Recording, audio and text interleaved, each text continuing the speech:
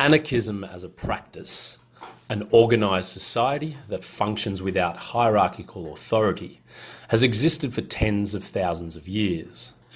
And while we see advocates of non-hierarchically organised social systems in the works of early Taoists, radical Christians and Stoics, it wasn't until the late 1700s that Western anarchism starts to take on a form resembling a distinct political doctrine. Not the first advocate of such a position, Mikhail Alexandrovich Bakunin is certainly one of anarchism's more vocal proponents. Quote, "If there is a state, there must be domination of one class by another, and, as a result, slavery. The state without slavery is unthinkable, and this is why we are the enemies of the state." Born into Russian nobility in 1814, by 1866, Bakunin had been on death row, exiled, imprisoned and tortured. His early left-wing pan-Slavic nationalism had somewhat abated, producing a more distinct social anarchist flavour. He was a militant activist and a participant in the revolutions that spread through Europe in 1848. A wave of revolts arguably unparalleled in European history. A contemporary and antagonist of Karl Marx, Bakunin was a leading theorist and practitioner of collectivist or social anarchism. He was an activist and theorist, but let's be absolutely clear about this, his work uses overtly gendered language and elsewhere, I believe, is deeply anti-Semitic. It has been fiercely criticised by anarchists on these grounds. Bakunin's critique of Rousseau's theory of the state, as it became to be known, was originally presented as part of a speech Bakunin gave at the first General Congress of the International Working Men's Association, or the First International, held in Geneva, Switzerland in 1866, and the excerpts were later published in 1867. This was a significant forum aimed to unite different working class organisations, and it was at this meeting that Western socialists declared a position for the universal establishment of the 8-hour working day. And it was here where Bakunin stood up and launched a scathing, emotive and historically significant speech denouncing one of the articles of faith of politics and IR. That is, the necessity of the state. In his words, the most flagrant, the most cynical, and the most complete negation of humanity.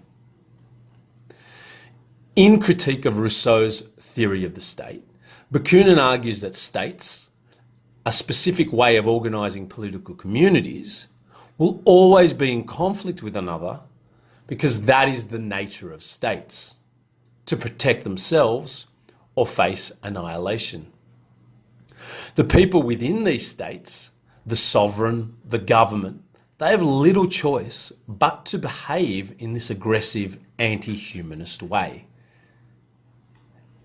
He says, every state must devour lest it be devoured, conquer lest it be conquered, enslave lest it be enslaved.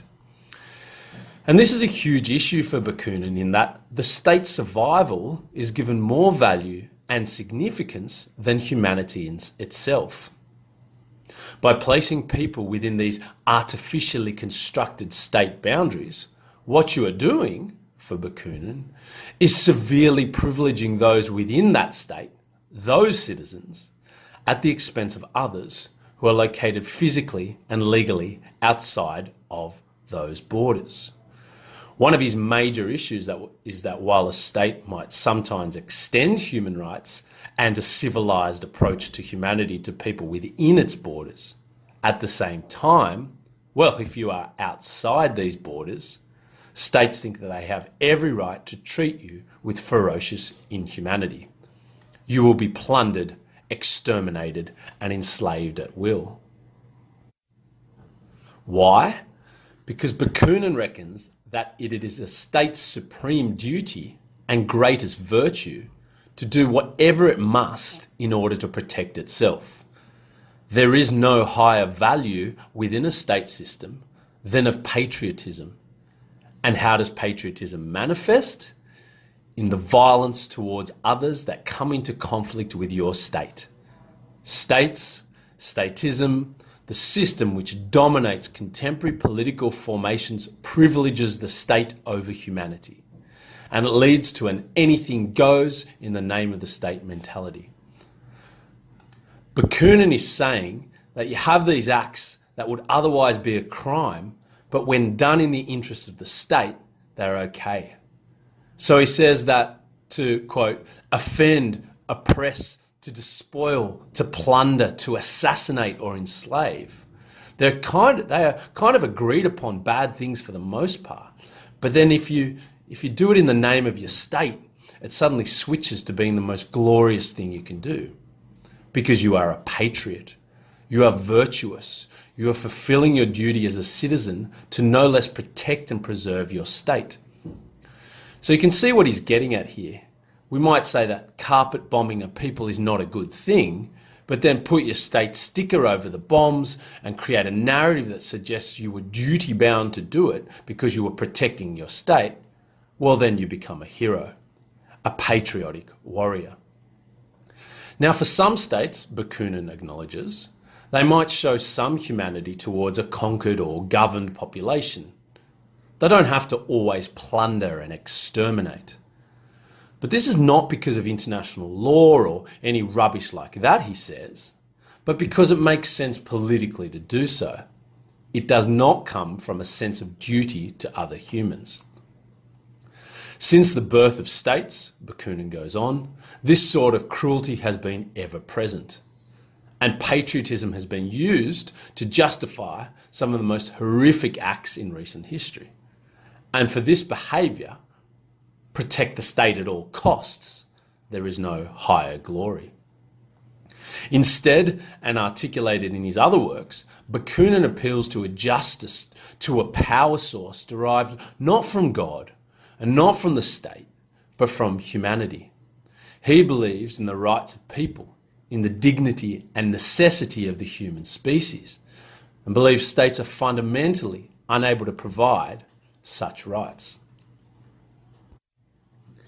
In this work, he is also having a go at Jean-Jacques Rousseau and other social contract theorists.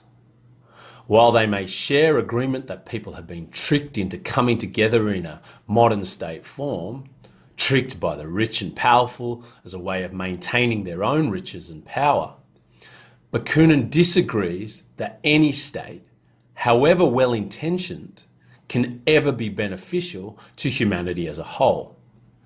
So while social contract theorists might say there is a good when people come together, giving up a little bit of their liberty in order to have other rights protected in the process, Bakunin is saying that while it may be fine for the people that agree to this contract, those outside of this contract are in serious, serious trouble.